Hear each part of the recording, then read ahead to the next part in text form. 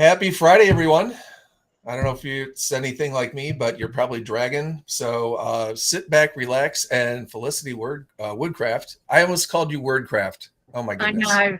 We have too many crafts in this whole server. So Felicity is going to talk to us about traction before funding. She has a great story to tell. So please, without further ado, take it away, Felicity. Okay. Thank you, Adam. So, traction before funding, how to utilize pre-sales. So, I'm going to touch over a little bit of everything, and I cannot change my slide. There we go. So, this is just what we're going to run through. So, we've got the introduction, what is traction, where to start, pre-sales as the traction engine. So I was asked to sort of do a deep dive on that. So that's what the main piece is going to be about. How I achieved it, signing pre-sales that convert. So how you put your pre-sales out there and the way you design them. Other ways to build traction, just briefly we'll touch on. And then summary and questions. I will be asking if anyone wants to sort of pitch in and give some ideas, then that would be great. But if not, then don't feel pressured to do so. So this is me. Introduction. I have founded Twisted Wishes in June of 2025. That's when we officially were founded, and we are pre-prototype, pre-funding, but we are already pre-selling. And the biggest thing I have learned is that traction, sorry, my earpod keeps coming out of my ear. Traction doesn't mean you have to have a product and you have to be able to ship and go straight to market. So that's what I'm going to be telling you about. So what is traction? Traction is basically 3 commitments: a commitment of money, commitment of time, and a commitment of reputation. There may be more because these can be sort of broken down to even smaller areas, but these are the 3 main ones that I have focused on with gaining traction and the ones I know the most about. So the commitment of money is people putting down their money for a product, whether it is a physical product or just the concept of a product. Commitment of time is visiting websites or reading your pitch deck or giving any sort of feedback. And commitment of reputation is people who align, so people who lend their reputation to you to broaden your market and to open doors for you. So where to start? This, I was wondering whether or not to actually include in the thing, because I thought, well, technically it's not traction, but these things helped me the most when I was trying to connect with my market and my audience. And I think these are the foundations that you need to sort of nail before you can really connect with people to get the traction and to get the pre-sales that you're looking for. So knowing your market, this is about where your audience spend their time. How do they interact with each other? What do they respond to? I come from a fantasy writing background, so I already knew where my market audience was going to be because I was already providing something that they wanted. Knowing your niche is a zoom in within your market. It's the people who really care and the people you really want to hook. And they It's going to be a very small percentage, but they are going to be the most active and the most willing to spend money or to give any sort of commitment to your business. And then knowing yourself, and this is a really, really tricky one, because we don't like looking at ourselves, do we? We don't like knowing where we might have weak spots and why we should be the one to be doing what we're doing. But we really need to know ourselves. I have written a little bit because it was difficult to get this from my brain onto a screen to present, so do excuse me. This has been a real journey for me. The knowing myself part for me has been really difficult. I spent a decade working in social care. I've been a single parent. I have medical needs that are really difficult, that put time constraints on me. So the knowing myself made me realise how far I can push things and how far I can go and how far I can commit, because we need to know how much we're committed before we can ask anyone else to commit. That is why you need to be able to answer those knowing yourself questions. So if anyone wants to share any strengths that they think they have, I, for one, am a great researcher.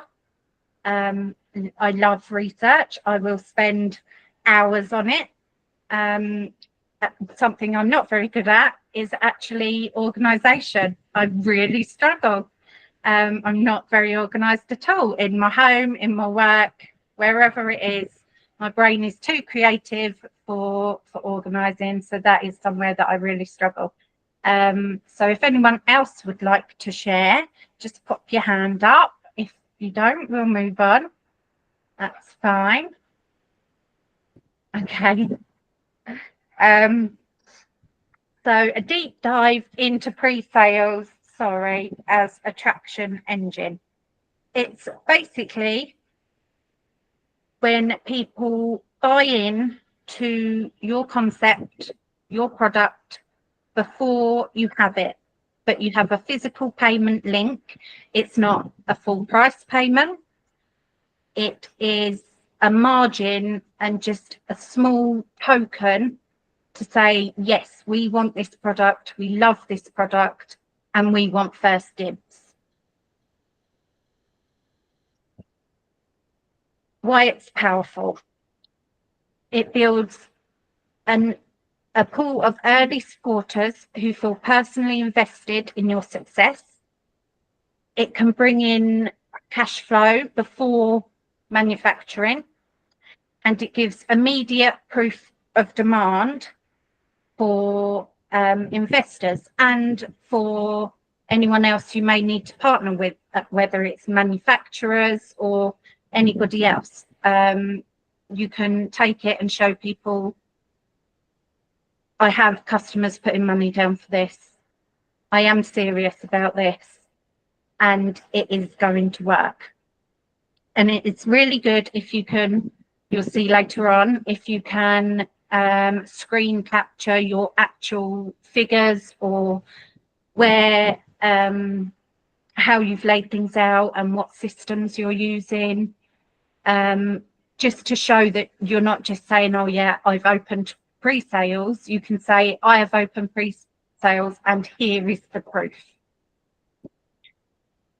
So how I did it, I created a simple landing page on my website, and you can see there that I've got the 2 tiers for the pre-sales, but I didn't call them pre-sales. I called them reserve your spots, or as you can see, they've each got names. I use Stripe, but there are many other platforms that you can use Stripe was just the easiest that I found for setting up for international, because initially I want to run UK and US, and it was good to set up for international payments. And you can have more than one product. We say product, there is no product, but that's what they're listed on under Stripe. And people have paid, and early purchases are the proof that we need to show the investors. Just a few other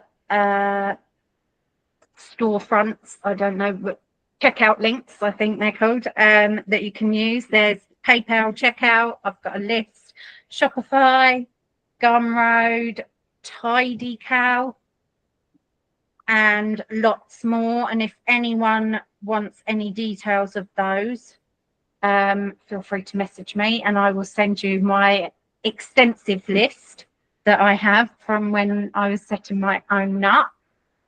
And as you can see, for each tier, there are incentives. So although they are not getting a product, they are getting 48-hour early access or 72-hour early access and a long list of other things. So it's really helpful if you can choose your perks wisely. And that also includes naming your tiers in a way that will attract the attention of your target audience. If they're just called tier 1, tier 2, that's okay, that's fine, that's what they are. But is it catchy? Is it memorable? Are people going to take any notice? So try to phrase it how you would like it to be sort of shown to you. If you were going to purchase your product, what would be catching to you? Show the social proof. So like I said, we have got a supporters wall, and this is a screenshot that I took today of my 3. I've got more than 3 sales, but only 3 of them wanted to be on our wall, so that's absolutely fine. Anonymouses I haven't updated yet, but yes, so these are real people who have put real money down. And if I go back one, you can see £8, which is about $10, £15, which is about $18, I do believe. So I've got 2 of the higher tier payments, one of the middle, one of the lower tier payments. And it's really important, I think, to lower the barrier for entry. So you're not cutting off anyone from having a price point that is too high at this level. So you can have 2 or even 3. I wouldn't do more than 3, because then it's just confusing people, because you need to choose your perks for each tier and how many perks can you really offer that are meaningful perks as well, not just you saying, oh, thanks, here's a copy of our newsletter, which they may have already signed up for already. So that is that. Yeah, make perks emotional as well. So get them connected, not just with the product, but with the company as a whole and how you want it to run. So for instance, I am having a recycling program for my product, so I will advertise that we are going to have a send back incentive. So send things back and you get such and such a discount. Because every product, it can say it lasts 10, 15 years, but sooner or later, every product will have an end of life. So show how you are going to deal with that before it even comes up. Because nowadays with green energy and environmental and climate movements, it's a really big thing that people are thinking of. No one wants, although things are reusable now, we don't want to have to just throw things away when they do reach their end of life. So really think about how you are phrasing these pre-sales, what words you are using, and the vibes you are giving off when you're writing or talking or posting on wherever you're going to post, which you should know where you're going to post from the knowing your market. You should already know exactly where your audience sits and how they interact with each other. The social proof are the small screenshots, like you can see there for our supporters wall, but they're also comments or emails or anything like that relating to your pre-sales that you can show to the public and show to investors that say people are happy to put their money down, people want this product made, and people are eager to see us do well.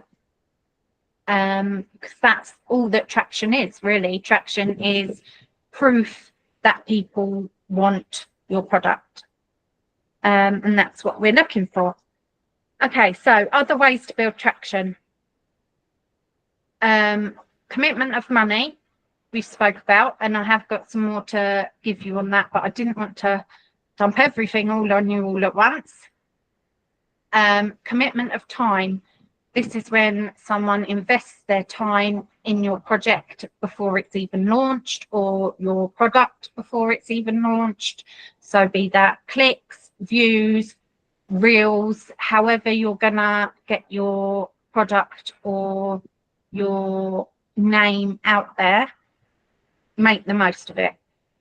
Get the clicks, get the views, get the people involved in whichever way you possibly can. Money speaks to investors.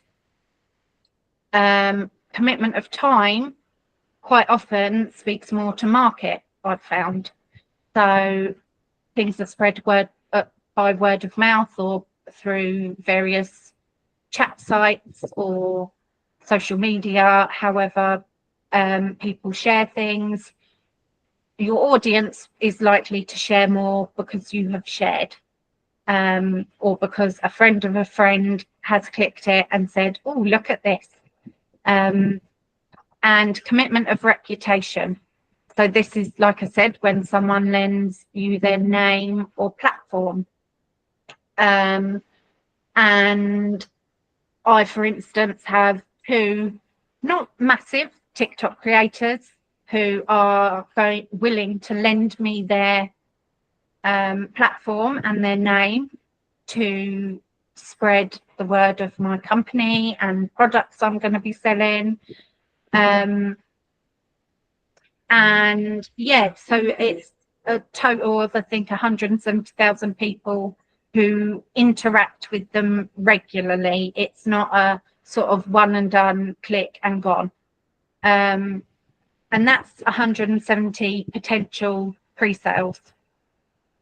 So those small amounts, that £8, $10, they all add up. If you think of how many people you can reach through different platforms, through collaborating with different creators and other people, it may be someone you wouldn't even expect. Talk about your project as much as you're willing to talk about your project. Share it with friends, share it with everybody, because you never know who is going to go, actually, I really like that, and I would really like to share it and spread the word. Did anyone come up with any other ideas of how to build traction before I move on? No, Chrissy. Kaju did have one question. He said, did you comp them the products or was this organic? No, it's all organic. So I have spent nothing on marketing. I've just sat and shared links, posted on, like I say, the Reddits, the Discords, all the social medias that I knew people were at. I just posted and said, we're now accepting reservations for our first limited run. Those are some catch words for you, because I am doing a limited initial run. And it gets people excited. It makes them feel special to be involved in that first release of something. Absolutely. Yeah. Scarcity is definitely a big driver. Yeah. The fear of losing out. Yeah. People want what others covet. Yeah, can an online survey in which people show interest be used? Definitely. That is definite traction. And again, that's a commitment of time. So people are spending time filling out that survey to show their interest, to engage with you as a founder, to engage with your company as a whole, and to engage with a community already. So they're putting their feedback in, and it counts as traction, even though it may be something that you've not considered doing or thought of before. Ben, why don't you go and double down on what you had put in the chat? Oh, yeah, I was just going to say, I mean, this is super impressive what you've done, Felicity, and I'm just to affirm the importance of this.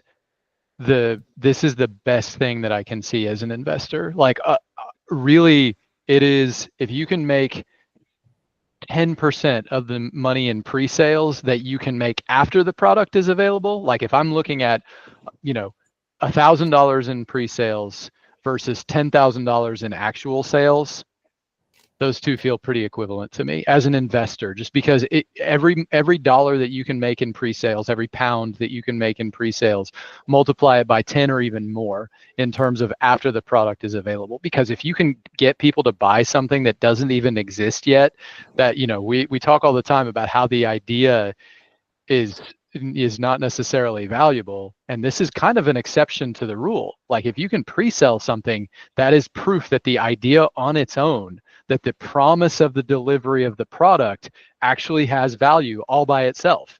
And so, it verifies that there is, for lack of a better term, a starving market for something like this. So I know I'm kind of preaching to the choir here in terms of everyone who's here believes in the value of pre-sales. But I just want to affirm that from an investorial perspective, is that, yeah, it is a big deal. So congratulations on your success with this, Felicity. Thank you. Like Ben said, investors love pre-sales. And through speaking to Ben, some of you might have seen me mentioning other stuff regarding my own business, but just from pre-sales, I could double or even triple the valuation of my company just through gaining a few, but some pre-sales. That's how important they are, really, and that's how much investors really look for these sorts of things. It's not just, I know people want it because I know they want it. You can show tangible evidence that it is wanted and that people are going to spend money on it when the product is out. And that's another thing as well. Be honest. So don't promise that they're going to get the product in 6 weeks. Don't say we'll ship it to you in 12 weeks or whatever. You need to say, we need your help to make this happen. And if you help us, we will make sure you get first dibs. We will put you in the VIP lounge. We will do all of these things. Obviously, say it in more poetic terms, but be honest. Don't promise the product within a time frame that you cannot deliver, and that comes back to the knowing yourself, and knowing your market and knowing your niche, because consumers are greedy and they will consume. And if you show any hint of will release by such and such a date, but you haven't got you're not even in manufacturing yet, all you're going to get is a lot of disgruntled reviews, which then will pull it right back down again. So poetically, you need to find a way to word it for your audience to say, these are pre-sales. We are not shipping a product, but these are the incentives you are going to get. So if we just pop back to here, who knows where their market sits? Just a wave or a click or something. No one. Can you say that one more time? Who knows where your market is? So where does your audience spend their time? And you can raise Reddit. your hands. Reddit You and can LinkedIn. Yeah, you can raise your hand and talk, or just a wave. Or if you need help, raise your hand. I'll raise my hand. My audience is on Reddit and LinkedIn. Yeah, my Reddit is a really, really strong audience for a lot of businesses, a lot of maybe alternative markets really shine on Reddit.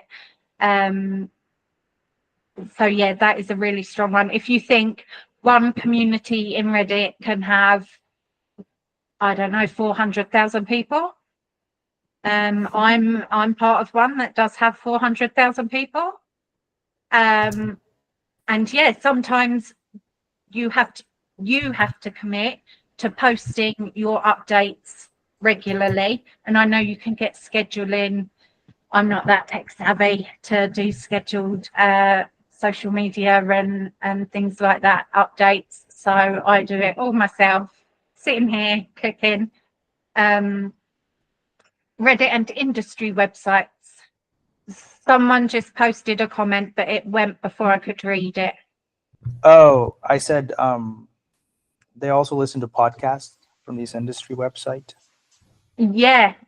So podcasts are really strong, and especially if you can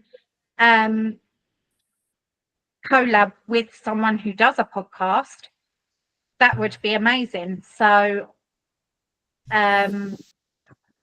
there is a collab that is potentially in the works for myself. Over 1 million listeners to that podcast. So yeah, if you could pull off a podcast collab, or if you could get them to even just give you a shout out or show something in the background that has your logo on it, it's all going to push for those pre-sales and push for the traction that investors want to see. So narrowing it down a little bit to knowing your niche, who can really, really pinpoint the type of people, you don't have to talk, but who can really pinpoint the people that they want to advertise to for pre-sales? Anybody? Likewise, if you don't know, raise your hand or comment, I don't know. and maybe we can give you some ideas? Nobody. We're all shy today. No worries. Silence is scary, isn't it? I would just comment. I have a couple of questions and a comment. Well, for us, for SIG, our target audience, our CIOs and CEOs, what we're selling in the software industry is we have to target where the money's at. And our stakeholders are always going to be C-suite. But I have a question on, or a comment question on your traction and your pre-sales. So for us, we're B2B, not B2C. So there's a little bit of a change or difference there. But one of the things that we're up against now, we're very nearly the stage of a beta release of our product, and we are already in front of a client. So we're now at that quandary of how do we set our pricing strategy? In our world, we're used to software licenses going to the six-figure range per year. But because we're beta, there's no way I feel comfortable charging that kind of money for a customer. So we would give them a highly discounted license for the first year or two, for the simple reason that it ain't done yet. But for traction, we go to an investor and we say, okay, listen, we've already got a sales commitment, and it's for, let's say, 50 grand a year. But then their expectation is okay, so your financials are going to be set at the level of that income per license. But our financials are all set at the income level of the final license amount, which is, say, 100 grand a year. So how do you start that conversation with an investor to say, yeah, we're selling it at 50, but we're really going to be selling it at 100, right? You frame it as pre-sales, because that's what you're doing. Your product, whether it's a physical product, whether it's in IT or business suite, whatever it's in, it's still pre-sales. You're still perfecting your final product. So you say, we already have $50,000 worth of pre-sales. We already have. Does that color the conversation with an investor though? I mean, that's where my worry. It would improve investors. I think it would make them say, oh wow, their product isn't even finished and they're already getting people signing up to it. That's what pre-sales is. It's proving to investors that even without the finished product, people are willing to buy it, to pay for it. Whether that's my $8 or your 50,000, it's the same. It's the same process. Every other conversation I've had with investors that we've talked to in the past and everything else, their advice has always been, if you haven't made cold hard cash with your product, do not include it in traction. Because it's just smoke and investors don't like smoke, which I get. However, we are now at the juncture of actually closing our first deal with a product that is technically not complete. Right. And normally our pricing is going to be set at, say, 6 figures per year. Sure. Yeah. But we're going to be reducing it for these guys to far less for the simple reason that we're not complete. So the question is, does that color the conversation when you're setting your financials and your expectation for sales and all that stuff? Well, I think if you provide full context, so let me draw what I think is the simplest version of the distinction for you. So you're planning to charge, let's say, $500,000 for the product eventually, and you're charging $50,000 for a pre-sale, or they're putting down a $50,000 deposit or something like that. Regardless of how much you're adjusting the price for a pre-sale number, the day someone puts hard-earned American dollars or pound sterling or whatever it may be, the day somebody puts cash in your pocket, your valuation doubles. And you may have heard me say that before, but yeah. I don't think pre-selling for a reduced price causes you any problems at all. I think it is always a positive to be able to. Now, if you're selling it 100th of the price, that has less impact than if you're selling at 1/10 of the price or 1/5 of the price or 80% of the price. But even if you're reducing your price to like put down a deposit of $1 on $1 million product, that still matters, because everybody knows that if you're committing to buying $1 million product and putting down money as a deposit, like that still means something, because to buy $1 million product, there's all kinds of organizational effort that goes into allotting even that single dollar for a pre-sale. That's a point that I didn't consider. So yeah, good. Paul, it's Mark. Real quick, I would just say, I second what Felicity and Ben were saying. I've actually worked for a small SaaS startup many years ago now, and we were doing alpha testing with very large customers. And to Ben and Felicity's point, we charged them a nominal fee to do the pilot, because we basically said it's our cost to send, a customization engineer to basically set up your demo environment. And in this case, this was on premise. So we actually like rented them a server and said, we're going to set this up and drop this on your location. And it was a very small percentage of the final sale. But to Ben's point, they had to go through the whole purchase order and deposit and approval, and the dollar amount was low. But you had that internal champion that was basically jumping through all these hoops to get a company to issue you a check for like $100, or in this case, it was a couple $1,000. But it was a very small percentage of the end licensing fee. So we had to model that out in our financials, because we were fundraising from VCs at the time. But that deposit, we just said, hey, deposit for an alpha or a beta test to cover some of our costs and engineering effort. But 12 months down the road, it was going to ramp up to a full deployment at sort of full price. Or if they were an early customer, maybe they get a 20% discount. But having someone, who's going to bat within the company to just get, finance to write you a check was like the biggest kind of feather in our cap, so to speak, when you go to VCs and say, yep, we've got checks from this publicly traded company. They're not large dollar amounts, but hey, we've got something to show you that they put down a deposit. Well, I'll tell you what, guys. Well, let's see if that works. I've got a call with a client in 15 minutes. Let's see if it works. Hey, go make those pre-sales, Fingers buddy. I hope crossed. that works for you.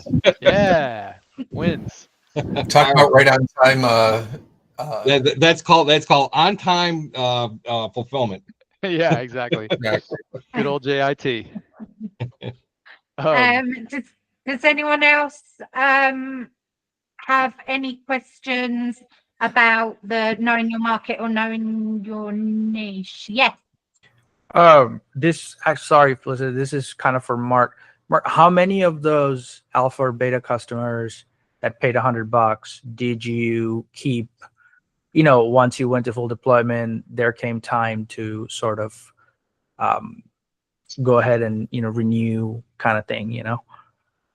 So I've still not gone to full deployment. I am still in pre-sales. I am still pre-prototype, and I am still collecting pre-sales. Everyone from my lead engineer right through to manufacturing contacts is ready. And as soon as we have an investor secured, I can push the button and we'll be rolling. But in the meantime, I will get as many pre-sales as I can, and I will show a steady increase in traction, and I will show investors that the product is worth their money to be invested. At what rate are you discount? You got the full price of the product, right? And then how much are you discounting the pre-sale price? So, or is it full price? No, it's not full price at all. So it's around about a 5% reservation deposit, I would phrase it as. So because pre-sales to me is a bit too close to pre-ordering. We're not at the stage for pre-ordering yet. We're still at pre-sales, which is why I say you need to frame your wording so carefully to ensure you're not promising more than you can deliver at that time. So I am doing 5%, and then I think it's about 12% of the total price. And yeah, it's basically to hold their spot in line. That is what I have promised for the pre-sales, and I am every day since launching pre-sales on the 27th, I want to say, of July, but I'm not too sure. Every day I have had a pre-sale, 2 pre-sales, at least 1. I had 4 in my first 24 hours, and that was all organic, just me sharing links. Like I said, no paid for marketing, no. I've not even, although I've got collabs with TikTok creators lined up, I've not asked them to push anything yet, because I want all the infrastructure, which I'll get onto a bit more detail about, to be in place first, because I don't want to have a mad rush of people coming going, I want to pre-order this. And I have got a cut-off limit, because I don't want to get 2,000 pre-sales, but my limited run is only going to be 700 units, because that just doesn't make any sense at all. I can't promise 2,000 people something that there's only going to be 700 of. Sorry, I have got someone trying to call me. Let me just cancel that. So yeah, it is all about the wording and how you phrase things.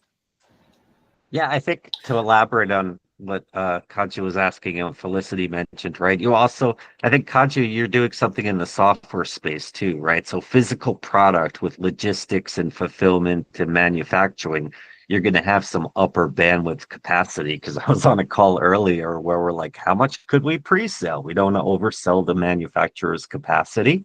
But on the software side, you still might be limited in some way as far as setup, headcount, bandwidth, something like that, where, if you have 1,000 people that want to beta test your software tomorrow, you and your team may just not have the bandwidth to realistically support them all immediately. So yes, it's software versus physical goods, but I think the question still stands, is it just, enable them by adding an email address, super easy, no cost, or whoa, you need customization engineers, and there's, some hours of work or days of work required to stand up a pilot for someone, or an early adopter. So I think, in a sense, it's almost like physical manufacturing too on the software side, depending on how much customization you do. Yeah, it's all labor. At the end of the day, you've got, like you say, for online or media products, it's account management, and it's all those tiny little things that you've got to sort of think, have we got the manpower to provide that? All right. Hi, Felicity. I'm not today here to tell anybody. I just wanted to say, and I'm sorry that I took your place, man. Just do what you're doing, man. Do your pre-sales. It proves willingness to pay, right? People say they want something all the time, okay? Yeah. So putting down money, right, even a small amount, proves the market values your product enough to part with cash, right? And kind of the risk demand, right? You're telling investors that you're not guessing about demand, right? You already converted it into revenue before launch. So that's pretty huge. It's pretty important, right? And it also kind of like signals some urgency, right? Because you're already solving a problem that somebody wants to have now. Yeah. That is so eager to have that they're want to put money down. For me, just one more thing that I want to say. For me, it goes like this, okay? Interest for me is nice, okay? Commitment is a little bit better, right? But cash in the bank is the only proof that really counts, right? Before, after, while you're working on it, that's for me the only proof that really counts. And you got it. I mean, just continue doing that. Thank you. Felicity, I have a question. Not a would this be considered traction, but what other? So you've mentioned sort of and in fact it's on your slide there. So people, commitment of money, commitment of time, commitment of reputation. In your opinion, on the way to pre-sales, because we would all love to get to pre-sales, but what would be the best? And we've talked about kind of the ordered, kind of the ordered value of like what's the most valuable form, what are the most valuable forms of traction? What do you think is the best kind of bang for your buck in terms of chasing pre-revenue traction? I think the commitment of time is really undervalued. Okay. People don't, or I certainly don't, and there's not many people I know that would sit and fill out a survey that they have no interest in filling out. They wouldn't have a conversation about a subject they had no interest in. So I think if you can't quite reach the pre-sales, that commitment of time is the easiest to get. And it also shows the earliest proof of concept. And that's what traction is. It is proof that people want your thing, whether it's a physical product, whether it is software, whatever it is, that commitment is the proof. This is my final sort of say. If it proves demand, it's traction. Whether it's cash, time, or reputation, it can all go towards showing investors that people want it, the problem is real, and that you have the solution. There might be many other people competing in whatever industry you are in, but if you can show investors that you have the traction, then you will get their attention. Are there any other questions or anything that I may not have covered that you would like to talk about?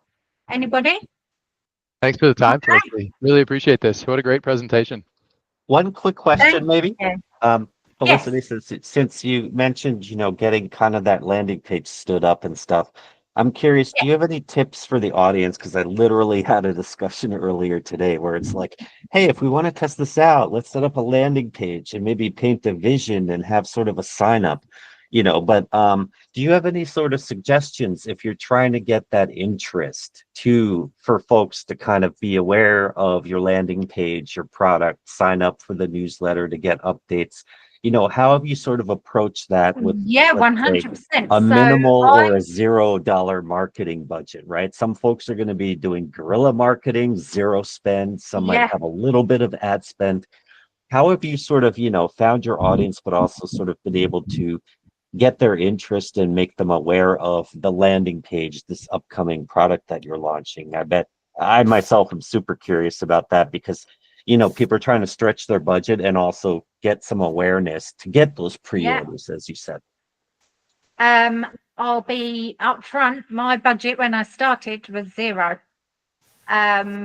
I knew someone that knew how to write code for web pages, and they wrote me a very, very, very basic code for my landing page, and it just went from there, really. I knew someone that could make my logos and mock-ups for all of my artwork. And I said to them, I can't pay you yet, but I will pay you if you are willing to help me out. And then we signed contracts and worked things out between us. And if you can have people that are either really good friends that won't it won't ruin your friendship if for whatever reason you don't get the investment.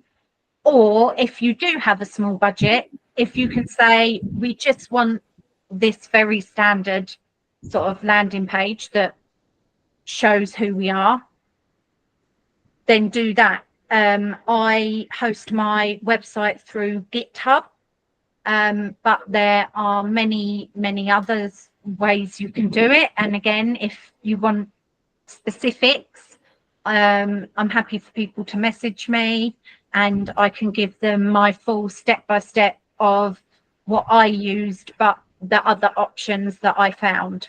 GitHub, I found the easiest to not only write the code and load it, but to also edit it afterwards.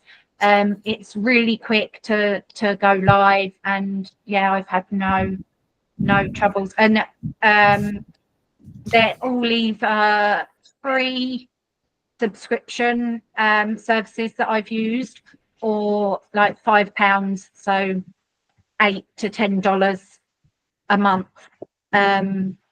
subscriptions, which was within my personal budget that I was willing to put into the business, along with other things that I've had to pay for that come along with starting a business.